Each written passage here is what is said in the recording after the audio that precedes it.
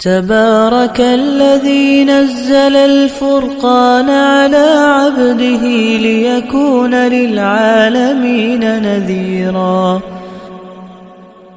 نحمده ونصلي ونسلم على رسوله الکریم۔ بسم اللہ الرحمن الرحیم۔ فعل کی تقسیمات ہماری چل رہی تھی۔ فعل کی ہم نے پہلی تقسیم پڑھی تھی زمانہ کے اعتبار سے۔ زمانے کے اعتبار سے ہم نے فعل کی 3 اقسام پڑھی تھی، ماضی، مضارع، امر اور نہیں۔ آج ہم فعل کی دوسری تقسیم پڑھ رہے ہیں۔ فعل کی دوسری تقسیم جو ہے وہ ہے مثبت اور منفی کے اعتبار سے، مثبت اور منفی کے اعتبار سے۔ فعل کی مثبت اور منفی کے اعتبار سے 2 قسمیں ہیں، فعل مثبت، فعل منفی۔ پہلی قسم ہے فعل مثبت اور دوسری ہے فعل منفی۔ الفاظ ہی سے آپ کو سمجھ میں آ گیا ہوگا، مثبت یعنی وہ فعل جس میں کسی کام کو ثابت کیا گیا ہو، کسی کام کے ہونے کو ثابت کیا گیا ہو۔ فعل منفی کسی کام کے ہونے کی نفی کی گئی اس میں کہ فلاں کام نہیں ہوا ہے۔ جیسے مثال کے طور پر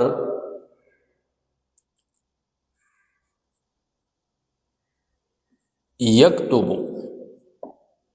وہ لکھتا ہے، تو لکھنا کام جو ہے یہ ثابت کیا جا رہا ہے کہ لکھنے والا کام جو ہے اس کے ہونے کو ثابت کیا جا رہا ہے۔ اسی کو جب ہم کنورٹ کرتے ہیں منفی کی طرف تو لا یکتب، وہ نہیں لکھتا ہے، وہ نہیں لکھتا ہے۔ عموماً جب فعل منفی جو ہے بنایا جاتا ہے تو فعل منفی حروف نفی جو ہیں ان کے ساتھ آتا ہے۔ مثال کے طور پر اب ماضی سے اگر آپ فعل منفی بناتے ہیں تو اس کے شروع میں ما لگاتے ہیں، ما کتبا، ٹھیک ہے۔ مضارع سے آپ بناتے ہیں تو لا لگاتے ہیں، جیسے لا یکتب۔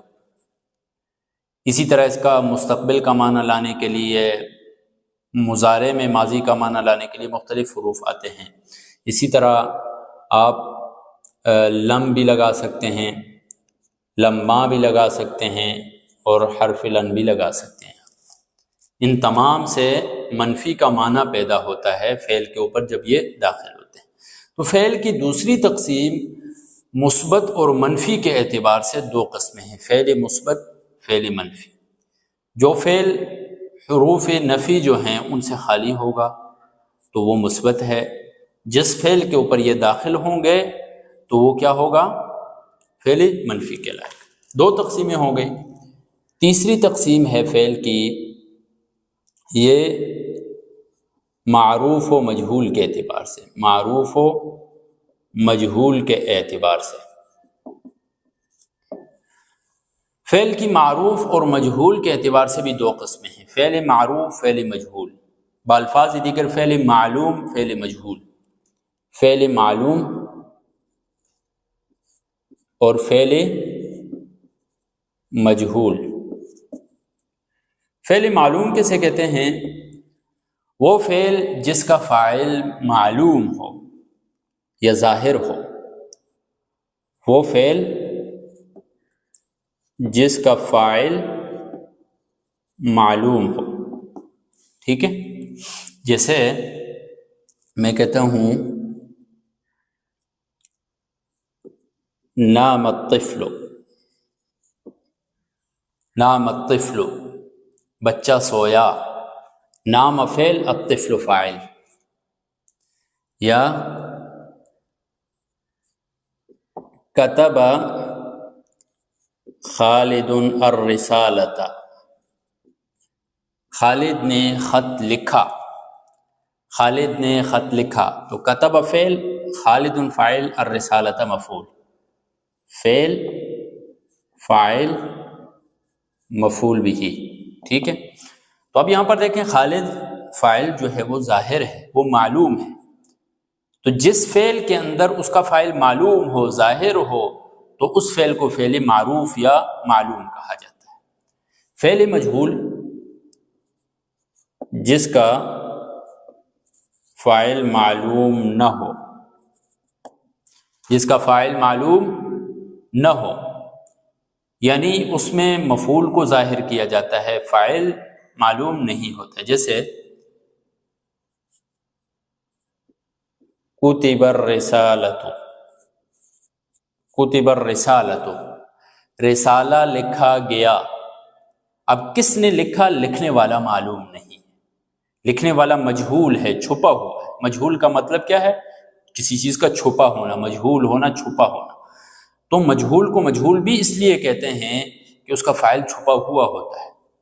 تو فعل مجہول میں بیسیکلی فاعل جو ہے وہ چھپا ہوا ہوتا ہے، اور اس کا نائب جو ہے اس کا قائم مقام ہم مفعول کو بنا دیتے ہیں. ٹھیک ہے. اسی وجہ سے فعل مجہول کے بعد جو اسم آتا ہے، جو مفعول آتا ہے، اس کو مفعول ما لم یسم فاعلہ کہا جاتا ہے. مفعول ما لم یسم فاعلہ، ایسا مفعول کہ جس کے فاعل کا نام نہ لیا گیا ہو، یعنی مجہول ہو. یا آسان الفاظ میں اس کو ہم نائب الفاعل بھی کہتے ہیں. نائب الفاعل، چونکہ فاعل نہیں ہے تو فاعل کا نائب ہوتا ہے. ٹھیک ہے. اور یہ جو نائب فاعل ہوتا ہے، یہ جو مفعول آتا ہے فعل مجہول کے بعد، عموماً مفعول جو ہے وہ منصوب ہوتا ہے. لیکن فعل مجہول کے بعد جو اسم آتا ہے، جو مفعول آتا ہے، اس کو مرفوع کرتے ہیں. اس کو وہ مرفوع ہوتا ہے. وہ کیا ہوتا ہے؟ نائب الفاعل یا مفعول ما لم یسم فاعلہ، وہ مرفوع ہوتا ہے، منصوب نہیں ہوتا. یہ چیز آپ نے اچھی طرح یاد رکھنی ہے. فعل معروف کے بعد تو ہمیشہ فاعل آتا ہے، پھر مفعول آتا ہے، اور فاعل مرفوع ہوتا ہے، مفعول منصوب ہوتا ہے. لیکن جب فعل کو مجہول بنا دیا جاتا ہے تو مجہول فعل کا فاعل تو ہوتا نہیں ہے، اس کے بعد آنے والا جو مفعول اسم ہوتا ہے اس کو پھر منصوب نہیں بناتے ہیں، بلکہ کیا کرتے ہیں؟ مرفوع بنا دیتے ہیں. اور اس کو ہم مفعول نہیں کہتے ہیں، بلکہ مفعول ما لم یسم فاعلہ، یا نائب فاعل اسے ہم کہتے ہیں، فاعل کا نائب. ٹھیک ہے. جیسے ہم کہیں کہ کتب فعل مجہول، الرسالۃ اس کا نائب فاعل یا مفعول ما لم یسم فاعل. یہ ترکیب ہم کریں گے. اسی طرح ایک اور مثال میں آپ کو اس کی دیتا ہوں. اچھا جی، ضرب زید، زید مارا گیا. مارنے والا کون ہے؟ مارنے والا مجہول ہے.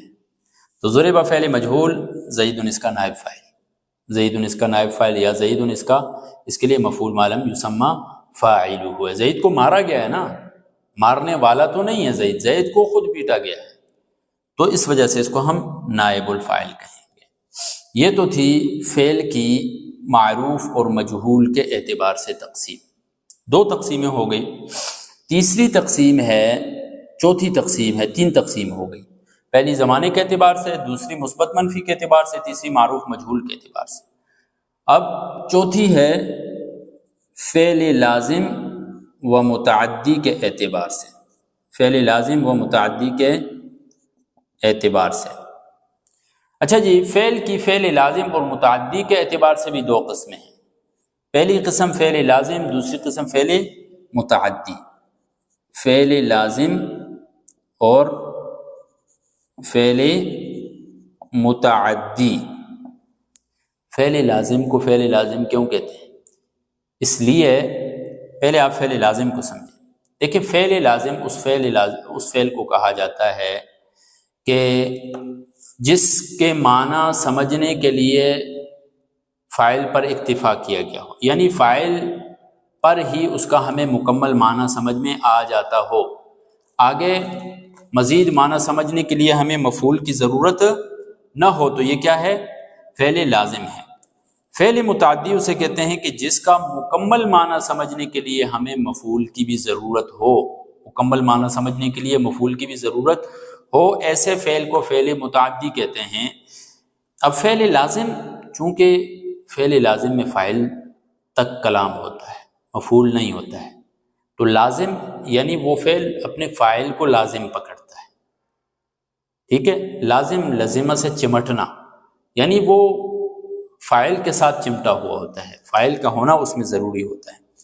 جبکہ فعل متعدی تحدی سے، ہم کہتے ہیں نا فلاں بیماری متعدی ہے، متعدی کا کیا مطلب ہے؟ تجاوز کرنے والی ہے اس شخص سے، بڑھنے والی ہے آگے۔ تو فعل متعدی میں بھی بیسیکلی ہم معنی سمجھنے کے لیے فاعل کو پھلانگ کر مفعول کی طرف ہم تجاوز کرتے ہیں، اس وجہ سے اس فعل کو فعل متعدی کہتے ہیں۔ جیسے فعل لازم کی مثال دیتا ہوں، جلس الطالب، طالب علم بیٹھا، بس بات مکمل سمجھ میں آ گئی ہمیں۔ نام الطفل، بچہ سویا، بچہ سویا۔ تو اب یہاں پر دیکھیں یہ فعل لازم ہے جلسہ، نام یہ فعل لازم ہے۔ اب اس کی پہچان کب ہوگی؟ پہچان یہ ہوگی کہ جب آپ فاعل کو ذکر کریں تو اس کے بعد آپ کے ذہن میں کوئی سوال باقی نہ رہے، کیسے، کیوں، اس طرح کا کوئی سوال باقی نہ رہے۔ تو یہ فعل کیا ہوتا ہے؟ فعل لازم ہوتا ہے۔ جلس الطالب، طالب بیٹھ گیا، نام الطفل، بچہ سو گیا، ٹھیک ہے، پوری بات ہمیں سمجھ میں آ رہی ہے۔ جبکہ فعل لازم جو ہے، فعل متعدی جو ہے، ہم کہتے ہیں ضرب زید عمرا، زید نے عمر کو مارا، ضرب زید، زید نے مارا۔ تو ظاہر ہے مارنے کے لیے کوئی زید اکیلا ہی تو خلا میں کسی کو نہیں مار سکتا نا، کوئی آگے چیز ہوگی اس کو مارے گا۔ جب آپ کہتے ہیں میں نے کھایا تو ہوا کو تو نہیں کھایا جاتا نا، کوئی چیز ہوتی ہے اس کو کھایا جاتا ہے۔ کھانے کے لیے، کھانے کا فعل آپ سے تب صادر ہوگا جب آپ کے سامنے کوئی چیز ہوگی۔ اب ویسے میں کہتا ہوں میں نے لکھا، تو لکھنے کے لیے ضروری ہے کہ مکتوب بھی تو کوئی ہوگا نا، مکتوب ہو ہی نہیں تو میں کہتا ہوں لکھا، تو لکھنے والی چیز کدھر گئی تھی؟ میں کہتا ہوں میں نے کھایا، جبکہ کوئی معقول کوئی چیز نہ ہو، تو میں عاقل ہوا لیکن معقول کوئی چیز نہیں ہے، ایسا نہیں ہو سکتا ہے۔ ہمیشہ ہمارے ذہن میں سوال آتا ہے۔ میں کہتا ہوں اکل تو، میں نے کھایا، تو ذہن میں سوال آیا ماذا اکلت، آپ نے کیا کھایا؟ تو الطعام، کھانا، اکلت الطعام، میں نے کھانا کھایا۔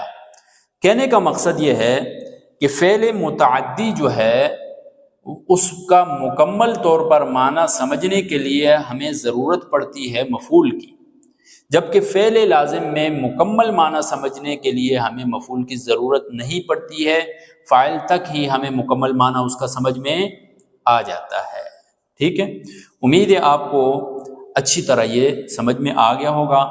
آج ہم نے جو فعل کی 3 تقسیمات پڑھی ہیں، فعل مثبت منفی کے اعتبار سے، فعل معروف مجہول کے اعتبار سے، فعل لازم اور متعدی کے اعتبار سے، جو فعل کی اقسام ہیں ان کو اچھی طرح پہلے سمجھیں۔ سمجھنے کے بعد ان کی آپ مثالیں لکھیں، جب تک مثالیں نہیں لکھیں گے آپ کو سمجھ میں نہیں آئے گا۔ اور ضروری ہے اب اس کو سمجھنے کے لیے اس کا سمجھنا ضروری ہے، اس کا سمجھنے کے لیے اس کا سمجھنا ضروری ہے۔ میں شروع میں بھی بتایا کہ علم الصرف میں آنے والا سبق سمجھنے کے لیے گزشتہ سبق کا سمجھنا، اس کی پریکٹس کرنا یہ ضروری ہے۔ ٹھیک ہے، تو پیچھے والا جو بھی ہم سبق پڑھتے ہیں، آئندہ سبق کا سمجھنا اس پر موقوف ہوتا ہے۔ اس وجہ سے آپ نے اچھی طرح جو ہے نا اس کی تیاری کرنی ہے، اچھی طرح اس کو مثالوں سے اپنے آپ کو کھپانا ہے۔ یہ نائب الفاعل کی خاص طور پر اس کی بہت سی مثالیں آپ نے لکھنی ہیں تاکہ آپ کے ذہن میں بیٹھ جائے نائب الفاعل کیا ہوتا ہے، مفعول ما لم یسمى فاعلہ کیا ہوتا ہے، اصل فاعل اور نائب فاعل میں کیا فرق ہوتا ہے، یہ آپ کو اچھی طرح سمجھ میں آنا چاہیے۔ ٹھیک ہے، جزاکم اللہ خیر۔